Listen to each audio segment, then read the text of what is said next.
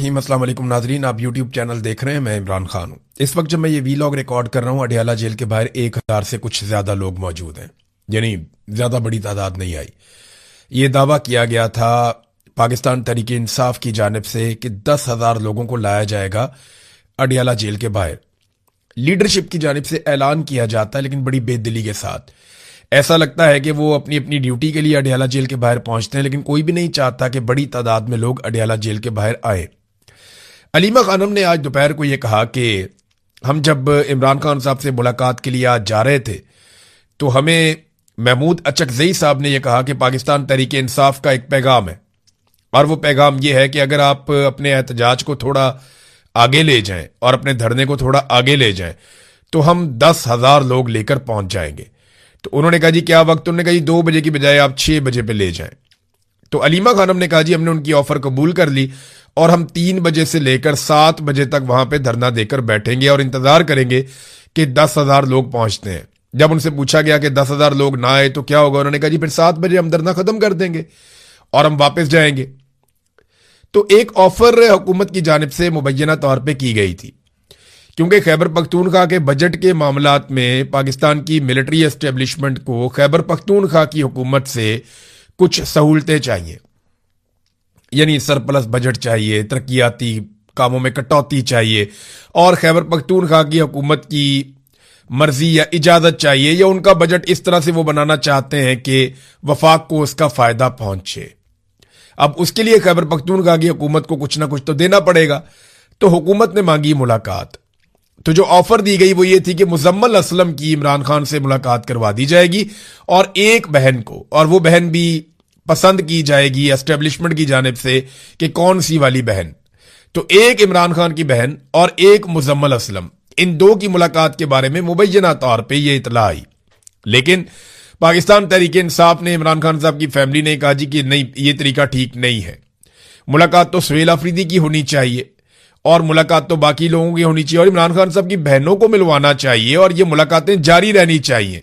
ये क्या तरीका है कि आप 2 मिनट की एक मुलाकात करवाएंगे और उसके बाद आप कहेंगे देखें जी आपने अपने भाई को देख लिया, काफी हो गया। तो ये तरीका ठीक नहीं है, हम इस ट्रैप में नहीं आते।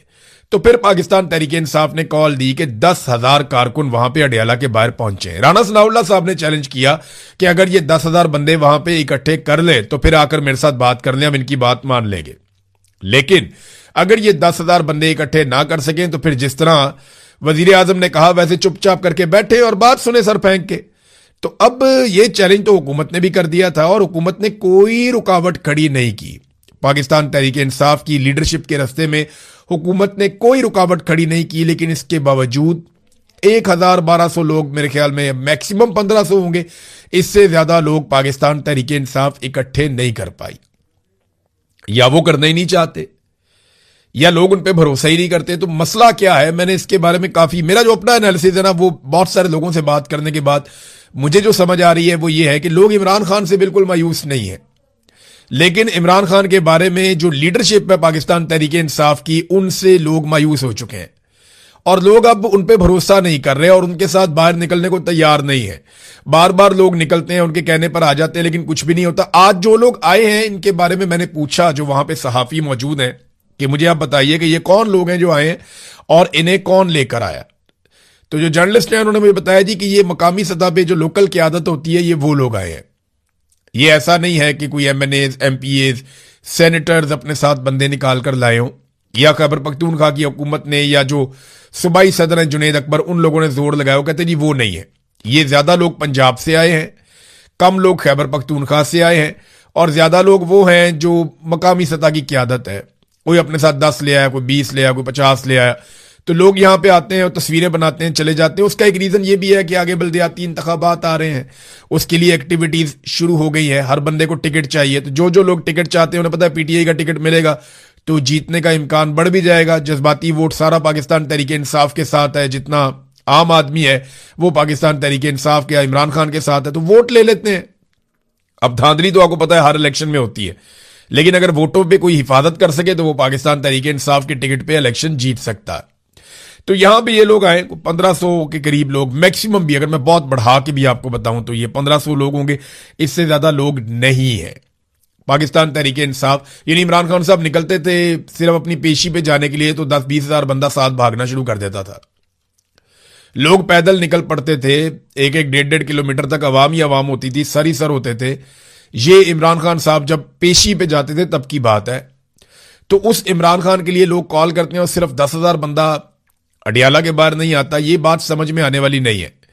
हाँ, समझ में जो बात आती है वो ये आती है कि लोगों को एक तो मार इतनी पड़ी है और इतना ज्यादा हुकूमत ने सख्ती की है, इतने लोगों को उठा उठाकर जेलों में डाला है कि एक ये खौफ है। दूसरा, जो क्यादत लेकर जाती है लोगों को या वहां जाती है, वो बड़ी बेदिली के साथ ये ऐलान करते हैं और लोग ये जानते हैं कि दे आर नॉट सीरियस। जब भी कभी कोई सीरियस तहरीक चलती है या कोई संजीदगी के साथ आगे बढ़ता है तो लोग उसको रिस्पॉन्ड करते हैं, लेकिन ओवरऑल एक मायूसी है जो हम देख रहे हैं। लेकिन जो भी एहतजाज होता है ना, उसकी लंबी तैयारी होती है। आज अगर जॉइंट अवामी एक्शन कमेटी एक मजबूत अवामी एहतजाज खड़ा करने में कामयाब हुई, मैंने कल के मनाजिर देखे तो बहुत बड़ी तादाद में लोग निकल कर आ गए थे क्रैकडाउन के बाद, और पूरा पंडाल ना सिर्फ भरा हुआ था बल्कि अलग अलग जगहों पर धरने हो रहे थे। तो ये इतनी स्ट्रेंथ आपके अंदर तब आती है जब आपने कई महीनों की तैयारी की हुई हो। पाकिस्तान तहरीक इंसाफ फौरी तौर पे कहती है जी कल आना है, परसों आना है, तो वो लोग कहां आएंगे? आपको तैयारी करनी पड़ेगी। आज होना तो ये चाहिए कि पाकिस्तान तहरीक इंसाफ 5 अगस्त 2026 की तारीख दे दे और अपनी डिमांड सामने रख दे कि जनाब ये हमारी डेडलाइन है और ये हमारी डिमांड्स हैं। अगर ये डिमांड्स नहीं मानी जाती तो 5 अगस्त 2026 को हम पूरा पाकिस्तान लेकर अडियाला की तरफ जाएंगे या हम इस्लामाबाद की तरफ जाएंगे। कॉल तो फिर इस तरह दी जाती है 50 दिन पहले, 60 दिन पहले, कम से कम 50-60 दिन पहले आप कॉल दें, फिर तैयारियां करें, फिर लोगों को निकालें, पूरा एक बयानिया बने, हर आदमी की ज़हन साजी की जाए, फिर स्ट्रीट मूवमेंट चले, फिर लोग निकलते हैं। ऐसे थोड़ी लोग निकलेंगे कि आप कहेंगे लोग आपके जाती मुलाजिम नहीं है। लोग इमरान खान से प्यार बहुत करते हैं, लेकिन लोगों को इमरान खान की जो पॉलिटिकल पार्टी है उसकी लीडरशिप को वो शक की नजर से देखते हैं और अब वो उनसे मायूस हो चुके हैं। देखें, वो कॉलें दे दे के थक गए, लोग नहीं निकलते ऐसे। तो आपको पूरी तैयारी करनी पड़ेगी। अगर आज ये तारीख दे दें, मिसाल के तौर पे आज मिड है जून का, तो अगस्त की 5 तारीख अगर दें तो ये 1.5 माह का टाइम है इनके पास। तो इस 1.5 माह में बड़े पैमाने पे लोगों को इकट्ठा किया जा सकता है। अब आ जाए नाजरीन कुछ और खबरों की तरफ। फैसल वाडा टीवी के ऊपर अचानक से नजर आए। हर मौके पे फैसल वाडा अचानक से आ जाते हैं और आकर चित्रौल शुरू कर देते हैं। ज्यादा चित्रौल वो नून लीग की करते हैं। फैसल वाडा की कई प्रेडिक्शंस गलत भी हुई। यानी इसी फैसल वाडा ने कहा था कि सवाल ही पैदा नहीं होता कि सुहेल अफरीदी वजीर आला बन जाए, लेकिन वो बन गया।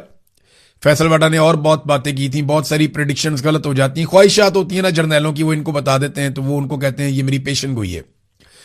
तो अब वो लगातार नून लीग की चित्रौल कर रहे हैं, उसी बूट के साथ जो बूट उन्होंने काशिफ अब्बासी के प्रोग्राम में उठा के टेबल पर रख दिया था। तो फैसल वाडा जो है वो नून लीग की लितरौल करते हैं और नून लीग वाले एक लफ्ज भी नहीं बोलते। इतना बुरा वक्त तो मैंने नवाज लीग का कभी नहीं देखा था। यानी नवाज लीग के लोगों को मुशर्रफ के दौर में भी मैंने देखा कि वो गैरत खा जाते थे, वो बात करते थे, जोर लगाते थे, मुकाबला करते थे, लेकिन आसिम मुनीर के दौर में वो सिर्फ लितर खाते हैं और वो उनकी बहुत चित्रौल हो रही है। और फैसल वाडा जैसा बंदा कर रहा है जो किराए के वोट लेकर सेनेटर बना हुआ है। और औकात आप सारे जानते हैं फैसल वाडा की, हम सबको पता है। लोग तो इन्हें टॉमी भी कहते हैं, मुझे बहुत बुरा लगता है, लेकिन लोग कहते हैं, उन्हें टॉमी नहीं कहना चाहिए। लेकिन फैसल वाडा ने जर्नैलों की तारीफें की हैं, फौजी क़यादत की बहुत जमीन आसमान के कलाबे मिलाए उनकी तारीफें की, और सियासतदानों को जो है वो ये बहुत रगड़ा लगाते हैं, उनकी ठुकाई करते हैं। तो सियासतदानों के अंदर एक घुसपैठिया है जो जिस थाली में खाता है उसी में छेद करता है। सियासतदानों को ना ऐसे लोगों को पहचानना चाहिए और उनको अपनी सफ़ों से अलग करना चाहिए जो सियासतदानों को ही गाली देता है और सियासतदान के तौर पे ही पहचाना जाता है। हमारे सहाफ़ियों में भी ऐसे लोग हैं। एक सहाफ़ी है ऐसा, वो हर जगह बैठ के ना सहाफ़ियों को गालियां देता है और वो ये कहता है कि पाकिस्तान में मीडिया पे 10 साल के लिए पाबंदी लगा देनी चाहिए, पाकिस्तान में मीडिया होना ही नहीं चाहिए, जो करा रहा है मीडिया करा रहा है। अच्छा, जैसे ही नवाज शरीफ का दौर आता है ना तो ये बहरूपिया जो एक सहाफी है ये हर जगह बैठ के ये कहता है कि आप बंद कर दें, और वो सुन रहा है तो उसको पता है कि मैं उसका नाम ले रहा हूं और मैं उसके बारे में कह रहा हूं। और अगर वो अपनी हरकतों से बाज नहीं आएगा ना तो ये जो भरम है ये भी जाता रहेगा। तो ये मीडिया को गालियां देता है नवाज शरीफ के दौर में कि मीडिया अच्छा नहीं है। इमरान खान के दौर में ये आजादी इज़हार राय का एक दाई बन जाता है, एक उसके लिए बहुत बड़ी आवाज बन जाता है। तो यहां एक से एक जो है वो मनहूस बैठे हुए हैं जो अपने अपने फायदे की बात करते हैं। मिसाल के तौर पे आप ये देखें कि जो सीसीडी ने कत्लेआम किया, एक सानिया साहिवाल हुआ था, हमने उस पर कितनी आवाज उठाई थी। पाकिस्तान के मीडिया ने ट्रांसमिशंस कर दी थी, हेडलाइंस चलती थी, बहुत रोला डल गया था पूरे मीडिया पे, शोर मच गया था कि साहिवाल के अंदर जो सीटीडी ने किया उस दौर में वो कितना बड़ा जुल्म था। उस जुल्म के खिलाफ हम सब ने आवाज उठाई।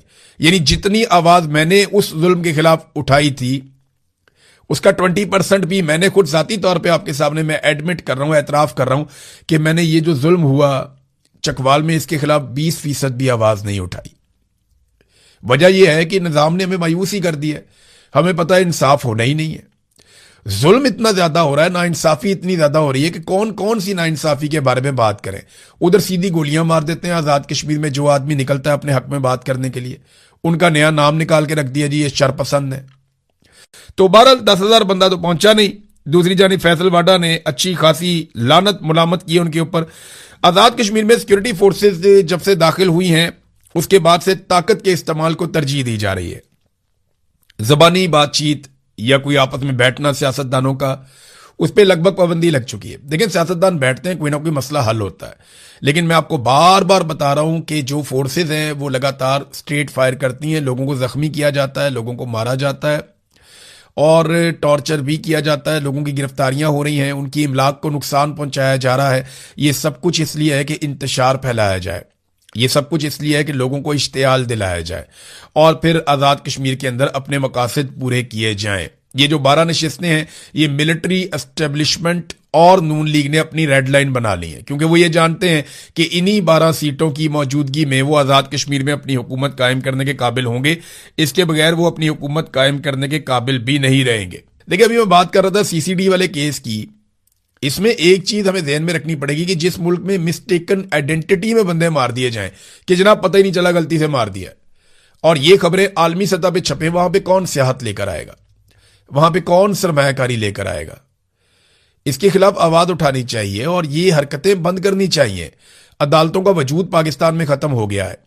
पुलिस मुकाबलों में और जाली पुलिस मुकाबलों में लगातार बंदे मारे जा रहे हैं। दहशतगर्दी पाकिस्तान में बढ़ती चली जा रही है, बढ़ती चली जा रही है, कम होने का नाम ही नहीं ले रही। तो ये सारी चीजें अगर आप प्लस माइनस करके देखें तो पाकिस्तान खसारे में जा रहा है। और उसका जिम्मेदार कौन है? पाकिस्तान की मुसल्लत करदा हुकूमत। और इसको मुसल्लत किसने किया? फील्ड मार्शल आसिम मुनीर ने। अपने मफाद के लिए देखें ना, उन्हें ही फायदा पहुंचा है ना, पाकिस्तान को तो नुकसान ही हुआ।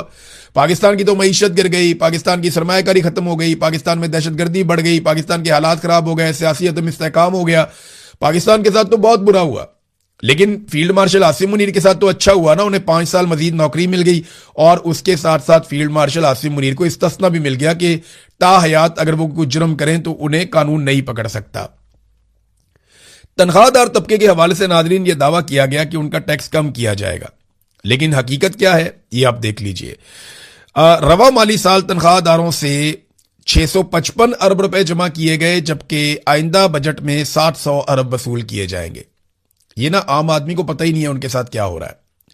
ये आपकी जेब का एक सुराख बंद कर रहे हैं ना, तो 4 मजीद सुराख आपकी जेब में पैदा कर रहे हैं। ये आपका खून पसीना निचोड़ लेंगे। और याद रखिएगा 1 से 2 साल अगर ये हुक्मरान मजीद रहते हैं और इन्हीं पॉलिसियों पे काम करते हैं और पाकिस्तान में सियासी इस्तेहकाम नहीं आता, तो पूरा पाकिस्तान वो कीमत चुकाएगा जिसका हम कभी अंदाजा भी नहीं लगा सकते। ये मईशत को पूरी तरह निचोड़ के रख देंगे। ब्रेन ड्रेन बहुत बड़े पैमाने पर हो रहा है। इमरान खान साहब की बहनों का एक मुवाक्किफ भी आया, जरा वो भी मैं आपके सामने रख देता हूं। और उन्होंने कहा जी कि हमें इतला मौसूल हुई है कि 15 जून को इमरान खान को एक बार फिर पिम्स अस्पताल मुंतकिल किया गया। हमें बैरिस्टर गौर की ट्वीट के जरिए से मालूम हुआ। जो जारी किया गया है तिब्बी रिपोर्ट, हम उसको मुस्तरद करते हैं अस्पताल इंतजामिया की जानिब से। माजी में भी मशकूक दावे ये इदारा कर चुका है कि इमरान खान की बिनाई 90% बहाल हो चुकी है। बाद में जब उनके वकील अडियाला में मुलाकात के लिए गए तो इमरान खान साहब ने इस दावे को मुस्तरद कर दिया, जी मेरी जो नज़र है वो बहाल नहीं हुई। एक बुनियादी सवाल अब भी जवाब तलब है, इमरान खान को 5वें इंजेक्शन की ज़रूरत क्यों पेश आई? हम हुकूमत के मौक़िफ़ को कबूल नहीं करते। हमारा मुतालबा है कि इमरान खान का मुआयना और इलाज इस्लामाबाद के शिफा इंटरनेशनल अस्पताल में आज़ाद और मुस्तनद माहिर डॉक्टरों से करवाया जाए। फिर उन्होंने अदालती अहकामात बताया कि जनाब हमारी मुलाकात के लिए अदालतों ने भी कहा हमारी मुलाकात नहीं होने दी जा रही। इमरान खान साहब को कैद तन्हाई में रखा हुआ है। इमरान खान को हुकूक से महरूम करना महज एक सियासी मसला नहीं बल्कि जेल मैनुअल और हाई कोर्ट के अहकामात की सरी खिलाफ वर्जी है। जेल मैनुअल के मुताबिक इमरान खान दर्ज झेल हकूक के हकदार हैं। नंबर 1, अपने बेटों से हफ्तावार टेलीफोनिक गुफ्तगू, खानदान के अफराद से हफ्तावार मुलाकात, अपने वकला से हफ्तावार मुलाकात, किताबों और मुताले के मवाद तक रसाई, टेलीविजन और अखबारात तक रसाई, मुनासिब तिब्बी इलाज और बाकायदा तिब्बी मुआयनों तक रसाई, किसी भी तिब्बी अमल या तरीका इलाज से कबल करीबी अहले खाना को इतला देना। इसके अलावा जो हाई कोर्ट के अहकामात हैं उसके मुताबिक वो ये बताती है कि इमरान खान को अपने बेटों से टेलीफोन पर बात करने की इजाजत दी जाए। ये हाई कोर्ट ने बाकायदा अहकामात दिए हुए हैं और मुलाकातें भी करवाई जाएं। और 6 दोस्त जिनमें पार्टी नुमाइंदगान भी शामिल हो हर जुमेरात को उनसे मुलाकात कर सकते हैं, लेकिन इमरान खान साहब की मुलाकातें बंद हैं। उनकी बहनें जो है वो मुतालबात कर रही हैं, पार्टी जो है वो मुज़ाकरात कर रही है हुकूमत के साथ, और हुकूमत जो है वो अब उनका मजाक उड़ा रही है। नादरीन, शहबाज शरीफ साहब ने ट्वीट किया और उस ट्वीट में 8 लोगों को मेंशन किया, यानी 8 लोगों को वो ट्वीट टैग किया कि ये 8 लोग हैं जिनकी वो खुशनुदी हासिल करना चाहते हैं। ये जो जंगबंदी हो रही है ईरान और अमेरिका के बीच में, तो पराई शादी में अब्दुल्ला दीवाना, वो कैसे मैं बताता हूं आपको। शहबाज शरीफ ने जो टैग किया वो ट्रंप को किया, नायब सदर अमेरिका के जेडी वेंस उनको किया, मार्को रूबियो को किया, स्टीव विटकॉफ के एक अकाउंट को किया, फिर स्टीव विटकॉफ के दूसरे अकाउंट को किया। तो पहले 5 अमरीकी अकाउंट्स को उन्होंने टैग किया। फिर बारी आती है ईरान की, यानी ईरान को प्रायोरिटी नहीं दी और यह भी नहीं देखा कि सदर ट्रंप को अगर आपने पहले किया तो फिर आप दूसरे नंबर पे ईरानी सदर को करें, फिर आप अगर जेडी वेंस को करते हैं तो फिर आप कालीबाफ को करें, फिर आप मार्को रूबियो को करते हैं तो फिर आप इराकची को करें। जो तरीकाकार था वो तो ये था, लेकिन 5 अमरीकियों को पहले रखा और 3 ईरानियों को बाद में रखा, जिनमें ईरानी सदर, कालीबाफ और इराकची, ये तीनों थे। अच्छा, अब इनों में से किसी ने भी इसको रीट्वीट नहीं किया। जब मैंने इसको देखा उस वक्त तक किसी ने भी शहबाज शरीफ के ट्वीट को रीट्वीट नहीं किया, हालांकि इनको मेंशन किया गया। जब आप किसी को मेंशन करते हैं तो उसका मकसद यही होता है कि वो इस पर रिस्पॉन्ड करे या कम से कम वो देख ले, लेकिन किसी ने भी रीट्वीट नहीं किया शहबाज शरीफ के ट्वीट को। तो हमारी हालत वो है कि अपने घर के अंदर भूख है, बच्चे स्कूल नहीं जा रहे हैं, बर्तन बिक गए हैं, कर्जे चढ़ गए हैं, पूरा कुंबा आपस में दस्तों गिरबान है, घर के अंदर खाना जंगी लगी हुई है, एक दूसरे का सर फाड़ रहे हैं, नफरत की आग लगी हुई है, हर कोई घर से भागना चाहता है, मगर चौधरियों के बीच में सुलह हो रही है, हमें बहुत मजा आ रहा है। यानी अपने घर के अंदर भूख नाच रही है, अपने घर की हालत यह है कि कर्जे चढ़ रहे हैं, अपने घर की हालत यह है कि कोई चीज सही तरीके से नहीं हो रही, तरतीब के साथ कुछ नहीं हो रहा। और बेगानी शादी में अब्दुल्ला दीवाना, बस इसी को बोलते हैं। ये कहावत एग्जैक्टली पाकिस्तान के जो हुक्मरान है उनके ऊपर सादिक आती है। नाज़रीन, 28वीं आईनी तरमीम की तैयारियां तकरीबन मुकम्मल हैं और एस्टेब्लिशमेंट किसी भी वक्त इसका मतन जो है वो सियासतदानों के हवाले कर सकती है। फौरी तौर पे नवाज शरीफ वापस पहुंचेंगे, बाकी सारे लोग अपनी जिम्मेदारी अदा करेंगे और 28वीं आईनी तरमीम भी बाजमात पास करवाई जाएगी। आपको बहुत बड़े इसमें सरप्राइजेज मिलेंगे और एक दफ्तर के अंदर बाकायदा बंद दरवाजों के पीछे हुकूमत की मर्जी और उसकी समझ के बाहर ये 28वीं आईनी तरमीम तैयार की गई है। काफी सरप्राइजेज आपको मिलेंगे। नाजरीन, एक लोडोविक ट्रारियक्स इंटरनेशनल ह्यूमन राइट्स प्राइज, ये जैसे आपका नोबेल इनाम है उसी तरह वकला का भी एक इनाम होता है। जो स्ट्रगल करने वाले, इंसानी हकूक के लिए आवाज उठाने वाले वकला को बैनुल-अक़वामी सतह पे उनको एक पहचान दी जाती है, उन्हें एक अवार्ड से नवाजा जाता है कि ये वो वकला हैं जिन्होंने आगे बढ़ के इंसानियत की खिदमत की और इंसानी हकूक के लिए बेहतरीन आवाज उठाई। जैसे नोबेल इनाम है उसी तरह ये वकला का एक बहुत बड़ा इनाम है। सबसे पहले ये इनाम दिया गया था तारीख में नेल्सन मंडेला को। तो नेल्सन मंडेला को ये इनाम मिला, उसके बाद बहुत बड़े बड़े लोगों को ये इनाम मिला जिन्होंने इंसानी हकूक के लिए काम किया, इंसानियत के लिए आवाज उठाई। और इस साल ये अवार्ड पाकिस्तान के हिस्से में आया है और पाकिस्तानियों को इसके लिए मैं बहुत मुबारकबाद दे रहा हूं। ये बहुत बड़ा एजाज है हमारे लिए कि ईमान मजारी और हादी अली चट्ठा, उन्हें मुश्तरका तौर पे फ्रांस से ये अवार्ड दिया गया है, उन्हें इस अवार्ड से नवाजा गया है। तो ये पाकिस्तान के लिए एक मुस्बत पहचान है कि ये पिसे हुए तबकात के लिए आवाज उठाते हैं और आज वो दोनों जेल के अंदर बंद हैं। ये हमारी हुकूमत की पॉलिसी है। तो नाज़रीन, अब तक के लिए इतना ही। अपना ख्याल रखिएगा, अपने इस चैनल का भी। अल्लाह हाफिज।